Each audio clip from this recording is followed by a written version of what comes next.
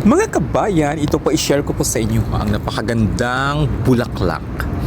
Ayan, tinaguri ang wildflower. Ay, hala, may paro-paro pa siya kung napapansin nyo, di ba?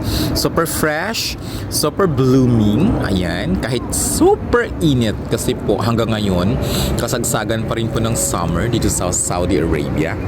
Ayan, ang dami-daming mga paro-paro ang umaaligid.